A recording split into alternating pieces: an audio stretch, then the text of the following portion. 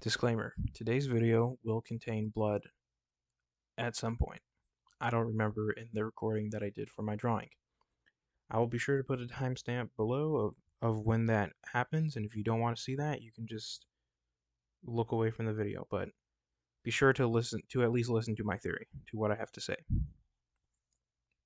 So, I have a feeling that this theory will be as quick as my Zoro backstory theory, but let's just get this out of the way. I think Toki is Yamato's mother, but the evidence I found is shaky at best. But with the reveal of Yamato's Devil Fruit in 1000 Chapter and 20, this theory popped back into my head. My name is Cryptic D, Athena, and this is my Toki is Yamato's mother theory. Let's start with their hair colors. Admittedly, it's hard to make a case for two characters just based on hair color alone, but the two characters do have very similar hair colors. Not to mention, unfortunately, that this could all be a coincidence. But let's try to make an argument.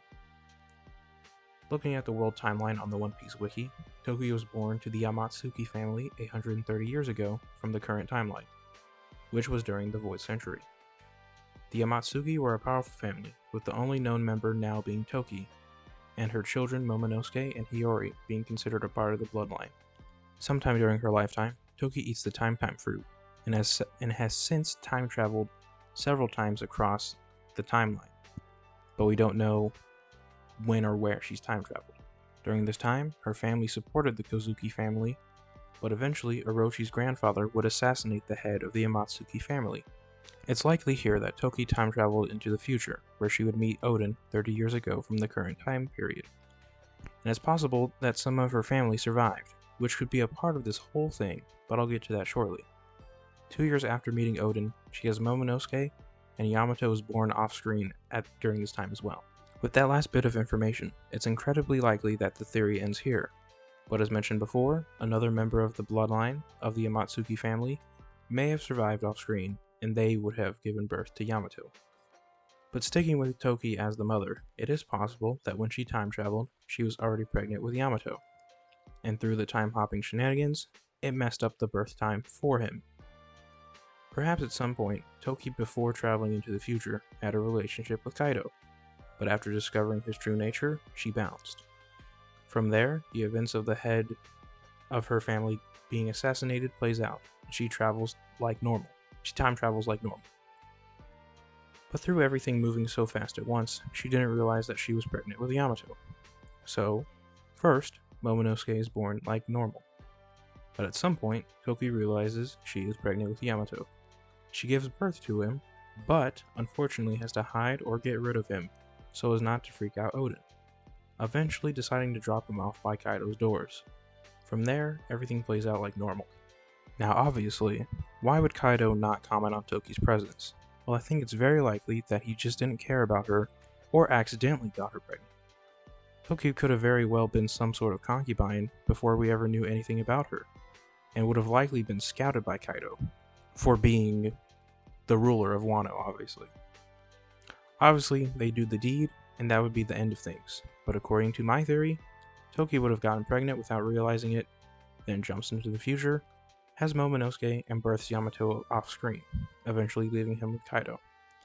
This idea would ring true for the second half of this theory. Toki knew about the Makami fruit and tried to get it out of Kaido's hands. So, this next part of the theory is very speculative, since we know barely anything about Toki herself, let alone the time period she is from. But let's say that her family, the Amatsuki, were protectors or originally the holders of the Makami fruit. For simplicity's sake, the head of the Amatsuki family was the original user. And since the family was close with the Kozuki clan, they were basically the clan's special forces, using Makami fruit as the guardian deity of Wano. Toki is raised in the group to become the protector of the fruit or protect the main head of the family, as we know she can indeed fight. And throughout her time, she gets a hold of the Time fruit, and now becomes the main protector, as she can basically go whenever the fruit goes, if the head of the family were to die. Since her family lived on Wano, that if the head of her family were to die, the fruit wouldn't go as far as it would normally, which allows Toki to track it down easily. Of course, if the family was smart, they would have a fruit nearby to ensure the Makami fruit wouldn't go far. And let's say that is the case. So, during the time of the assassination of the Amatsuki head family member, the powers regrow in a nearby fruit. Toki, being the main protector of the fruit, takes the fruit with her on her traveling adventures and escapes with it. From there, the first part of my theory plays out like normal, but when she leaves Yamato on Kaido's doorstep, she also leaves the Makami fruit. Perhaps their relationship was actually far more close than I originally stated, and Toki, for some reason, figured that the Makami fruit would be safe with him. Or, when she gave up Yamato, she had already fed him the fruit, ensuring the fruit's safety to not be eaten by some random person. But that wouldn't make any sense, as Yamato ate the fruit because he was hungry, essentially eating it by accident. So the earlier statement of Toki leaving the fruit next to Yamato on Kaido's doorsteps may be the case.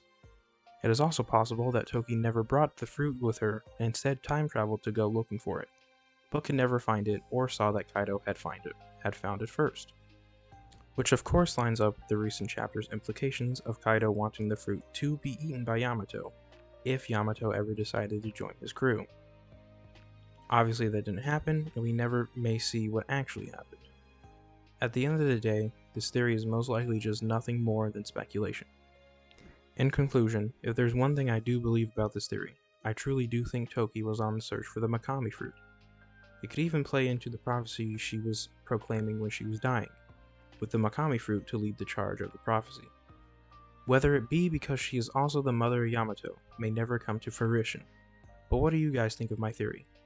Do you agree or disagree, or do you have another theory about Yamato's mother entirely? And what do you think about Toki's time traveling abilities? Be sure to let me know in the comments, like the video if you liked it, subscribe if you want, and check out my Twitters to see all of my videos' artwork. If you do subscribe, hit the bell to get all my video notifications. I hope you enjoyed, and have a good day everyone.